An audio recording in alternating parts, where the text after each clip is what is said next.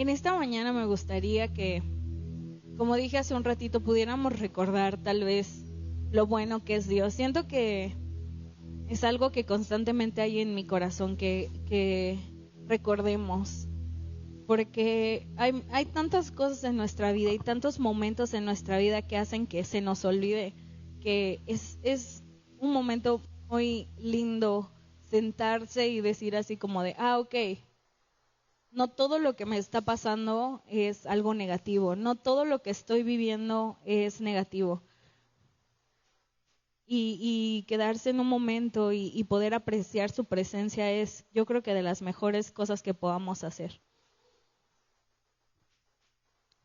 Y en esta semana he estado como mucho meditando la palabra de Dios. No sé cuántos han estado impresionados de lo que Dios ha hecho estas últimas semanas en la iglesia, todas las profecías, todas las palabras que Dios ha traído a este lugar. Y ayer mientras estaba sentada leyendo,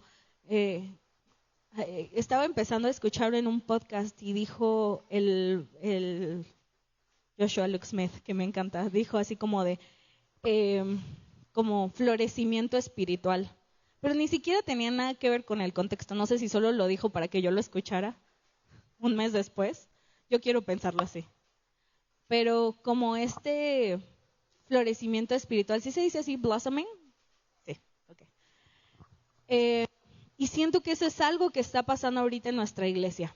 Yo siento que este despertar, este crecimiento que estamos teniendo no es accidental, sino que cada uno de nosotros está experimentando la presencia de Dios en una manera muy especial y muy diferente.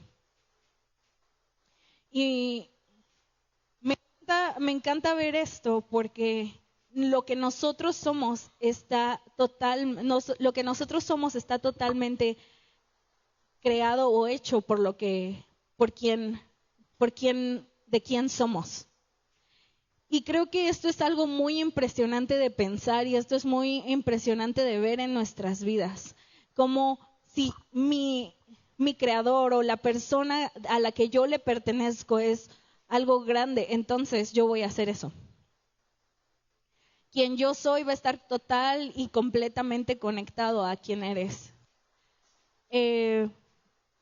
Y ya sé que les voy a compartir. No tiene nada que ver, pero ok.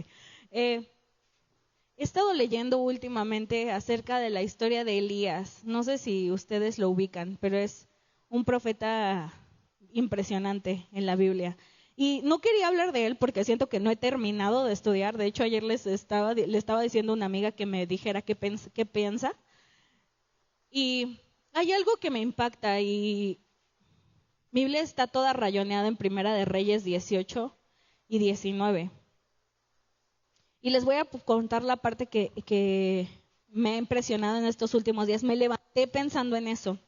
Y en la historia del 18, no se las voy a leer porque es muy larga. La historia del 18 habla acerca de el enfrentamiento en el Monte Carmelo. Y viene todo esto a partir del versículo 25, cómo el profeta Elías empieza a retar a los profetas de Baal, que era un dios que empezaron a adorar. Y cuando pasa esto, pone a prueba al Dios y dice así como, empieza a decir un montón de cosas bien locas, así como de, traigan un sacrificio, traigan troncos, traigan un montón de agua, llénenlo otra vez, y empieza a decir todas estas pruebas que hacen porque la prueba era que iban a hablarle al Dios y que el Dios iba a consumir y el que fuera el Dios de verdad, iban a todo el pueblo a saber. Y entonces empiezan a hacerlo gradualmente más difícil. Llena la zanja de agua, pon esto, pon lo otro, y así un montón de cosas. Y cuando los profetas empiezan a hablarle al Dios, se empiezan a cortar, dando un sacrificio y un montón de cosas, y no pasa nada. Y vemos un Elías súper sarcástico y burlón durante todo el proceso. Y cuando le habla a Dios, Dios no solamente dice que trae un fuego del cielo, dice en el 38, al instante, dice, cuando Elías le habló, dice al instante es ya. Al instante no es como en México de ahorita. Ahorita porque me estoy empezando a bañar y ahorita llego. Al instante es al instante para Dios. Y dice, y al instante el fuego del Señor cayó desde el cielo y consumió. Todas estas cosas pusieron: el toro, la leña, las piedras y el polvo, y hasta lamió toda el agua de la zanja. Pero quiero que entendamos algo. Cuando describe, es tan descriptivo de todo lo que quemó el fuego del cielo, que no dice que dejó un hoyo, un cráter en medio de ahí. No, solamente solamente el fuego quemó todo lo que era la prueba, no más. No dejó un cráter, no incendió a la gente alrededor. Imagínense que salga un fuego del cielo, pero es un fuego tan preciso que solo cae en el altar. Nada más. Eso es impactante. Porque muchas veces en nuestra vida pensamos que Dios va a arrasar con todo lo que nos rodea. De que cuando hablemos con Dios y Él va a venir al instante, va a arrasar todo. No. Hay veces que Dios es sumamente específico. Dice, solamente quiero quitar esto. Solamente quiero borrar esto. Solamente quiero quemar esto. Y les voy a decir que es la parte que me impacta de esta historia. Porque Elías después empieza a orar por lluvia porque había una sequía. Y después de que empieza a orar por lluvia, él acaba de ver el poder de Dios en la ofrenda. Él entonces ve la lluvia y ve algo sobrenatural pasando. Dice que le dijo al rey, ve y corre hacia tu caballo, porque si no corres ahorita no vas a llegar.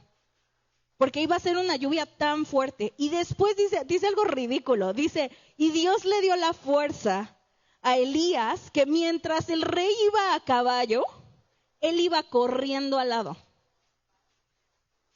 Era un caballo de un rey, no era un caballo lento, era un caballo poderoso. Y Elías iba corriendo al lado del caballo. Si eso no te impresiona a ti, a mí sí, porque yo no corro muy rápido y me tropiezo constantemente. Con chanclas, obviamente, ¿verdad, Elías? Porque no creo que tuvieran tenis. Iba corriendo al lado. Él vio el poder de Dios en el altar. Él vio el poder de Dios sobrenatural en la lluvia. Él vio el poder de Dios en él, que corría tan rápido como un caballo de un rey, de un caballo de guerra. Y en el 19 tuvo miedo.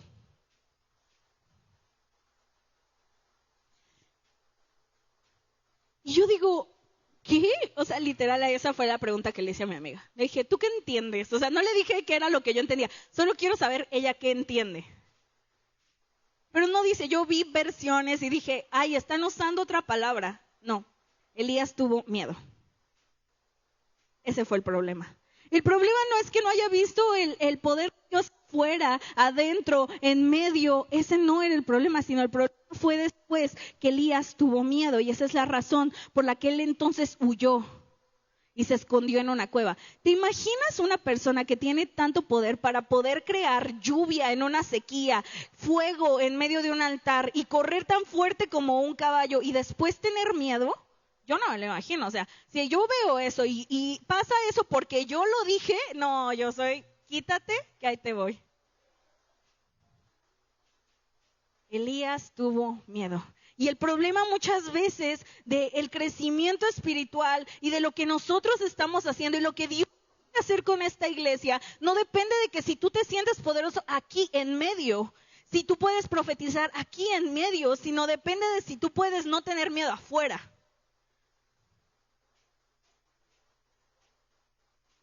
Porque el poder de Dios puede estar en medio de ti. Tú puedes presenciar el poder de Dios que sale de tu boca y al instante Dios se mueve. Al instante Dios se mueve. Al instante Dios quema el altar. Al instante Dios quema las pruebas. Al instante Dios hace algo. Pero después en el 19 tuvo miedo. Y entonces dice que se asustó y huyó. Se asustó y huyó. Y muchas veces eso pasa en nuestras vidas.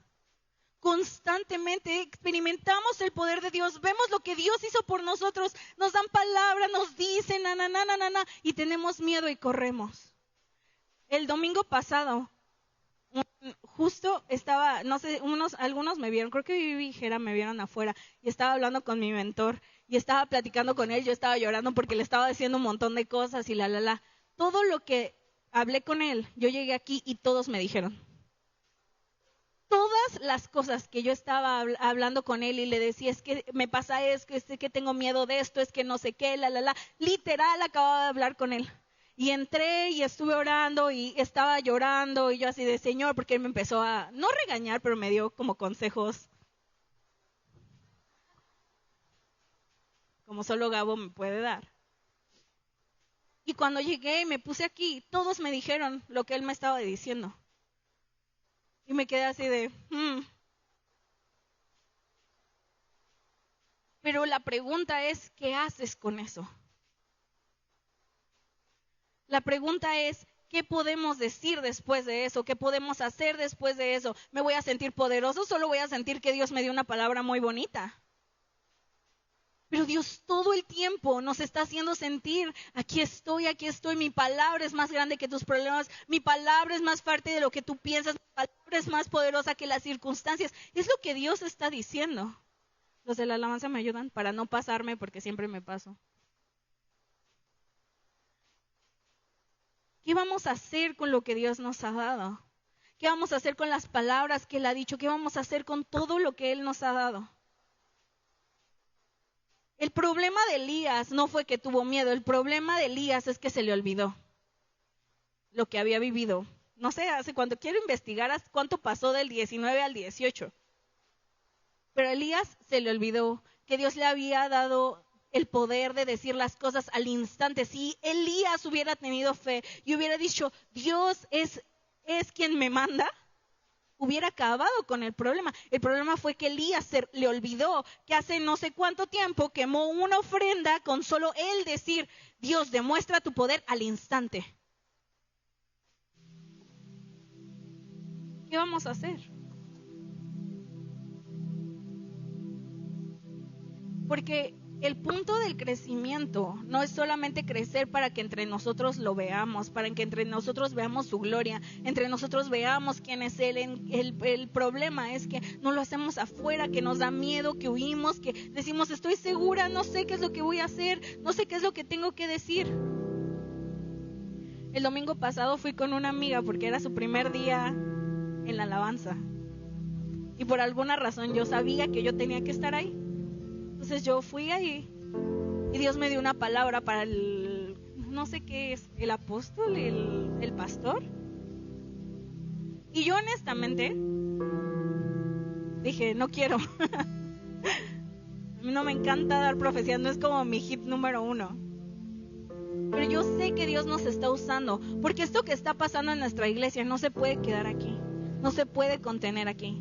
No puede, es imposible. Necesitamos que lo que nosotros digamos y lo que nosotros seamos y lo que nosotros hablemos sea también para otros, cristianos, no cristianos, quien sea quien se nos atraviese, literal. Y hoy yo quiero animarlos a que tomemos ese paso de fe, tomemos ese paso de fe de hablar cuando no queremos. En Mateo 5 hay sí creo que es Mateo 5, las bienaventuranzas, y dice, no me acuerdo si es en 5 y 6, el pastor que me diga porque siempre me equivoco. Y dice, benditos son los que tienen hambre y sed de justicia, porque serán saciados. La pregunta es si tú y yo tenemos hambre y sed de justicia. Porque dice que si tenemos, seremos saciados. Que lo que sea que tú le pidas a Dios, lo que sea el problema, Él lo va a saciar. ¿Qué es lo que necesitas que Dios sacie hoy? Edad, culpa, miedo, aflicción, incertidumbre, falta de amor, falta de confianza. ¿Qué necesitas que Dios sacie? Porque Él lo va a saciar.